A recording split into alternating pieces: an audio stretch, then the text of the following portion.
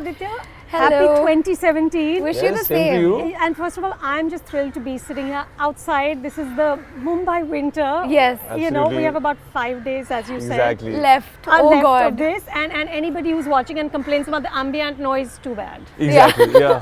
We're happy to be out. We're happy to be Yeah. here. Yeah. So, you know, I was watching the material from OK Jaanu, all the promos and stuff, and I was thinking about how it must be so much harder now to create a really strong love story because the traditional oppositions, you know, the class, the caste, the Amrish Puri father figures waiting and railing down on young lovers is just gone. I mean, is it, when you don't have those conflicts, when you have internal conflicts only, is it harder, especially on actors? Because if you guys don't get us interested in these characters, we're not going to care. Right. I think it's reflective of what society is in a sense, because these are kind of the trials and tribulations, and these are things that are confounding young people about relationships today. It is an internal struggle. It is this kind of intangible kind of thing that people are grappling with. It is not the strong father figure anymore with most people. Or the pesa. Yeah, or the, it's kind of these problems which are kind of maybe less dramatic on screen. I think what you said was really very interesting. The way you said that, you know, that time has gone, and what he also said, that the fact that, you know, it is a reflection of society also evolving, and how like cinema can use that and tell a story. I read a column in Indian Express by Naomi Datta, which was, I think she wrote that just after Ae Dil Hai Mushkil. Oh, motorcycle. Enfield.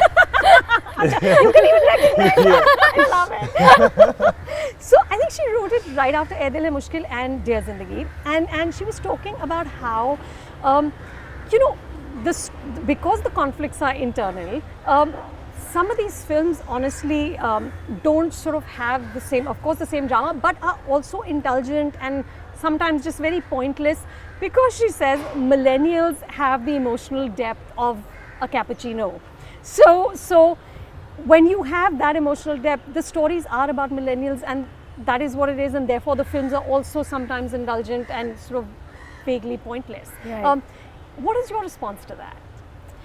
Well, I do feel like this is actually a dilemma us millennials are facing, though. These are, you know, or not even like a dilemma facing, but I think that it is like my friends, they have these discussions all the time. Should we live in? Should we not live in? We are confused about what we feel. We are not. So I do think that it's a real issue. It is a real issue, Real and I issues, do yeah. think that people are more. Some people are a little more careful about making that lifelong commitment today. I do feel that. So I feel like it is something that I've experienced. I can form a real connection with OK Jaanu. So I'm not sure about the emotional Maybe because they depth can't of a connect to the problems cappuccino. of the millennials. Yeah. Maybe because what the millennials have to grow up around and grow up in, it's a more intricately tricky kind of things, and maybe the older generation can't get it. And I think each generation comes along with its like one generation may not be able to relate to the other because they've not experienced certain things that evolve, that comes with evolution. So I think that is possible. Yeah. So did you guys, when you were prepping to play these characters, did you watch the original? Because Dulquer and Nithya was so good. So good. So good in that. Did you, like, are you, of course there's the pressure, there's all the noise on the internet about the casting and how you guys are going to do these roles. Did you reference that film at all? Actually, that's how the film was offered to the both of us. So Shad got us to Sunny Supersound and said, watch this film separately. And he said, so this is a film I want to make. And he said, I'm working on the script, but this is it. Would you like to do it? And we both decided to do it based on that screening of the original film because we liked it so much. Yes. So that was our first thing, which the reason we said yes was probably because of Dulquer and Nithya's performances and the story how and lovely just the film the was. way everything went together. But and absolutely, they were amazing in the movie. They were so good. We were both discussing that and we were like, they were so good. Yeah. And I just feel like, and also the writing is so good, and then they just did full justice to their characters. We hope not to disappoint, and we hope to do full justice to our But how do you put a interpretation. signature on a role that's been owned so much by some other actor? I think the genre demands an actor's inherent charm because it seemed like I felt like that's what was happening in that they film. like they weren't acting. You They know, were just being it felt like that. Yeah. So I think It was what we had to amazing. recognize was the greatness of that, but not try and recreate exactly what they did and try and capture the essence of it. With our own, say, personalities. At least And Shad our wanted, for me, interpretation as well. Yeah. yeah, Shad wanted me to kind of bring a lot more of myself to this role than the last few that I've done, which was an exciting thing for me to do as well. And he wanted me to not bring much of myself into this role. He was like, which is, please, one of the things would be kindly refrain from speaking in a very sing-songy manner. Smile Please less. Smile less. We don't want that happening Tara's an too interesting much. character. A very interesting character. Very, So- very interesting. And we want a certain You level of... smile too much. I mean... And it was amazing how casual all the characters are really about the live-in relationship of the aspect in this film. But you know, even as a Hindi film heroine, this would be something very hard to do in life. And I was reading this interview that Alia did, and they were talking about how while we ape the West in everything else, it's not in this aspect. You know, even now women are very, very cagey about their personal lives. And she said that it's because there is really still, it's a very conservative society, there is slut shaming and people will judge you. Do you feel that's right? People will? I definitely agree with that. I feel so, but I also feel it's one of the reasons could possibly be that, you know, to protect yourself from that point of view or from the slut shaming. But also I think one of it could also be purely, even for a man or a woman, to just guard their personal life so that because it's very dear to them and they don't want to share or speak about it, which I think is totally fine as well. So, but for women, I do feel like it is more, what do you say, we are more sensitive to it probably, but I do think that that's changing as well. I do think that's changing and I hope it changes more. I do. So you talk about, of course, being an accidental actor, but you said that you really now love being on the set, you love the process of making movies, but you're not so enamored by everything else that goes around it. And you were talking about how even if you're a reserved person, which you are, you have to project that loudly. You said you have to be loud about being quiet. Yeah, in a way. Which I thought was very interesting. Yeah, because otherwise I guess someone told, actually I heard this from someone. They said, bro, even if you want to be the way you are, at least project that. So people, it's a very funny thing because he's like, you know, people won't get you at all then. They'll feel like you are, they won't know what you represent or what you are about. But I feel like that's also a bit of a task, right? That's also... It is a performance. It's a performance. Yeah. So I'm still grappling with that, honestly. I have a PR team which I speak to once in 2 months, and they are hounding me, and it's normally the other way around. And I don't claim to have figured this out. I haven't figured this out. He's the least filmy person I've met in life, like let alone an actor, a least filmy person in life, which I think frankly is his best. But I guess it's an important part of being an actor, and I would like to kind of find my hit my stride with it, you know, to know how I should deal with it, because it's important. Well, you just joined Facebook. I did. Yeah. I have. I'm move. on Facebook. It is a big move, and that's a step towards trying to see whether it is for me or not. Was that hard? Like, did you have to really psych You know yourself what? into it? I was actually a VJ, so the first thing I did on Facebook was quite comfortable. It was a live chat where I was talking to camera, and that was that easy. comes naturally. Yeah, but thinking about what I'm going to post every day doesn't. And now they're like, you can't like not post. It's the third day. I'm like, what do you want me to do? You know? So even in my live chat to the fans, I said, listen, I'm here, but I don't claim to be that I'm going to be regular. I might just disappear, but I'll do these live chats. You know. Pariniti said about him that he's lovely, etc., but he's physically very lazy. You actually have to get him on the set. Is this true? No, not at no. all. In fact, Not about not with work. Not with work. Not with work. Otherwise, you're lazy. Probably I'm easy going, right? in fact, he is so there. It's amazing. Even during Ashiki, when we had our readings and we'd prepare for our characters, he makes so many notes. And I also try to read them, but then he wouldn't let me read them. I'd be like, no, these are mine. I mean, rightly so. They're for him and his prep. But I like to trouble him.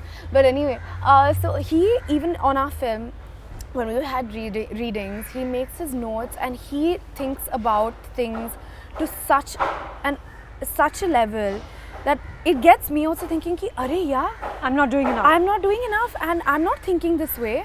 Oh my God, that's amazing how he thinks. I think that it reflects very clearly that he loves his movies, he loves being an actor, and it's really awesome to work But I with love him. my days off. So when I have a day off, then I'm lazy. Then I'm chilling. Which is great, So- must be. Then you don't want to be thinking about a Facebook post. Yeah, you know, that's But important. Shraddha, you're pretty active on social media. Give him a few pointers.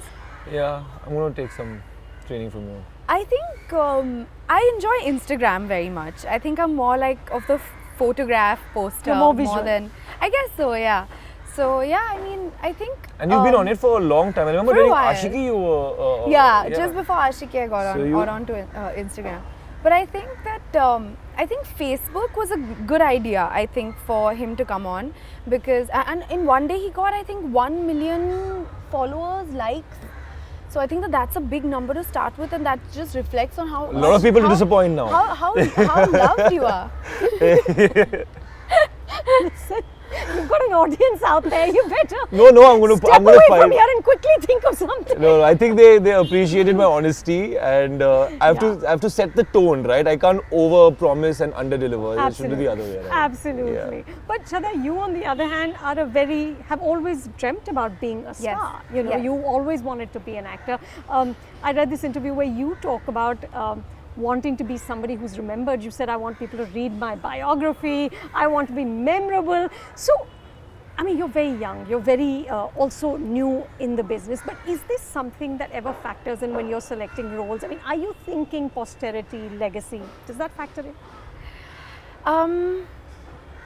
You know, those thoughts do come into my mind. They do come in. They just pop up maybe on a day that I'm shooting, you know, and I think it stems from, and I keep asking myself that, am I being true to myself? Am I really connecting with, you know, what I'm doing? I have to form that connection, and I think that is where anything would stem from. Trying your best to be true to what you're doing. And definitely, like when I was really young, I'd dance in front of the mirror and enact scenes and all of that. So it is something that's really close to me. And when you grow up and your childhood dream unravels in front of you and it all comes true and you get, you know, appreciation for what you're doing, it feels fantastic. Oh, what a thing. It really Yeah. feels good. Amazing. Yeah. It feels really good. And I really do hope that I do get remembered, and I do make history. I hope so. I really hope so. But are we making the movies that make history? Are those opportunities available to you? Right.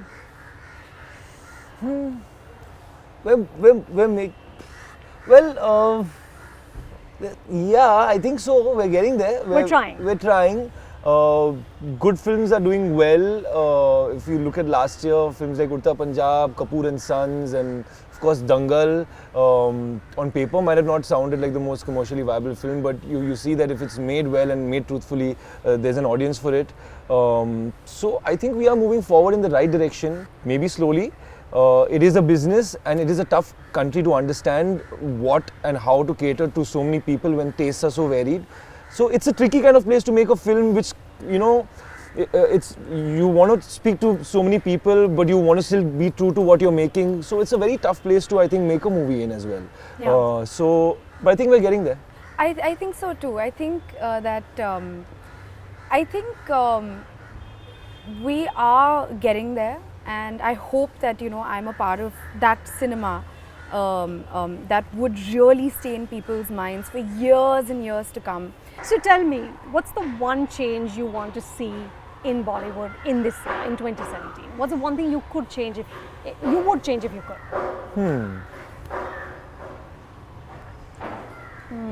Promotions? We never want to see you again, Anupama. No, I didn't mean that. I didn't mean that. Just the format of it. I think it's the same format for every film, and I think the audience is become numbing to them as well. I agree with you. And I don't think there's any way we can quantify. I think we need to rethink this. Yes, I think so. Yeah. Because I don't know if we should find a way to figure out how much of an effect what we're doing has. Because I think it's just sort of insecurity that we're just running around like headless chickens. It's nice to be busy, to be honest with you, before a film is releasing, so that you don't get to feel nervous and all of that. Yeah. But do things that are effective and do it differently for every film. I agree to that actually. Make it more interesting, I think. I think interesting for the journalist, interesting for both sides. Yes. Yeah. Okay, use your clout, guys. I think one step at a time. Let's wait for Friday. No, let's be positive. It'll be a great Friday and then Monday morning. Get on the phone. I'm not coming for promotion on the next one, man. I'm a big star now. I need to put my... Let's hope so. Let's try and change it. Yes. Thank you so much. Thank you. And good luck. Thank you so much. Thank you. Hi, I'm Aditya. Hi, I'm Shraddha. And if you like this video, Subscribe to Film Companion.